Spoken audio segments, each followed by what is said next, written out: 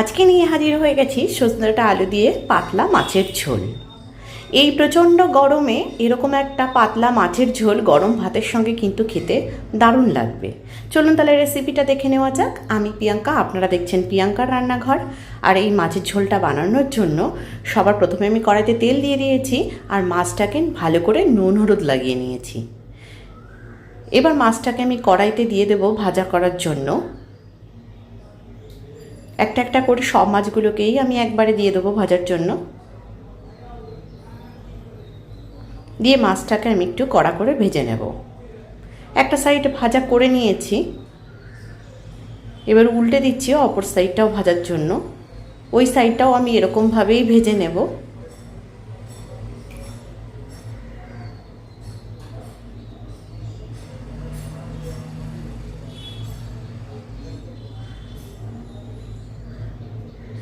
মাছটা আমি ভাজা করে নিয়েছি, এবার তুলে নেব।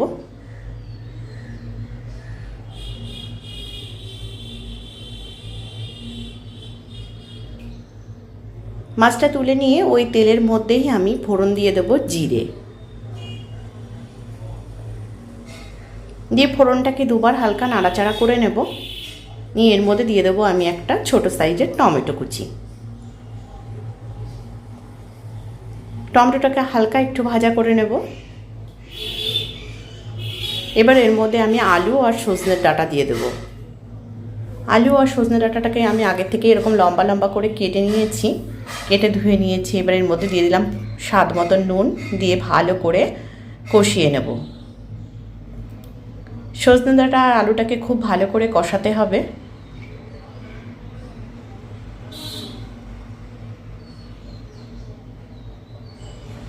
এর মধ্যে দিয়ে দেবো হলুদ গুঁড়ো,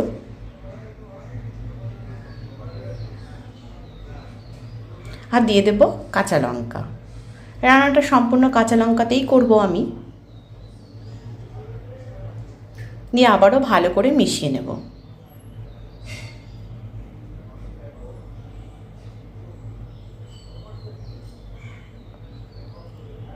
5 মিনিট মতন হাতে সময় নিয়ে এটাকে আমি ভালো করে কষিয়ে নেব। দেখুন ভালো করে কষানো হয়ে গেছে। এর মধ্যে দিয়ে দিচ্ছি এবার জিরে গুঁড়ো, দিয়ে আবারও 2 মিনিট আমি এটাকে কষিয়ে নেব।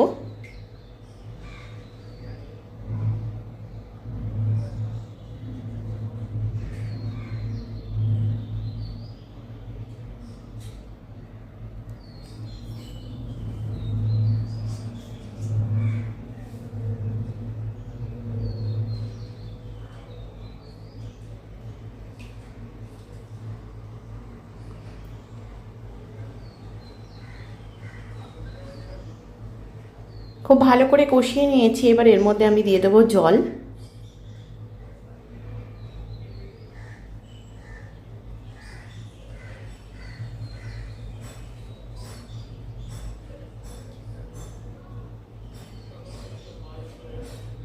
জলটা দিয়ে খুব ভালো করে সবজিগুলোর সঙ্গে মিশিয়ে নেব।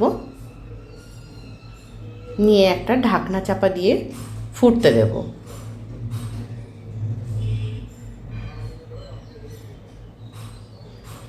ঝোলটা কিন্তু ফুটে গেছে। এবার মাছগুলোকে দিয়ে দেবো আমি এই ঝোলটার মধ্যে।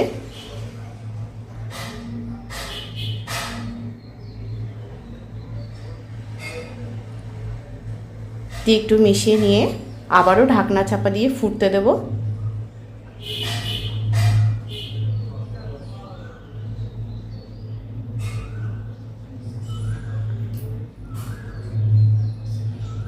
ব্যাস মাছের ঝোলটা কিন্তু রেডি হয়ে গেছে। আমি এইটুকুনি ঝোল রেখে দেব। দেখুন ঝোলটা একদমই রেডি। আশা করছি আজকের ভিডিওটা আপনাদের ভালো লাগবে।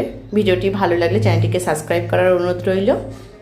এরকমভাবে বাড়িতে অবশ্যই একবার ট্রাই করুন। আজ এই পর্যন্তই, দেখা হবে অন্য কোনো ভিডিওর সঙ্গে।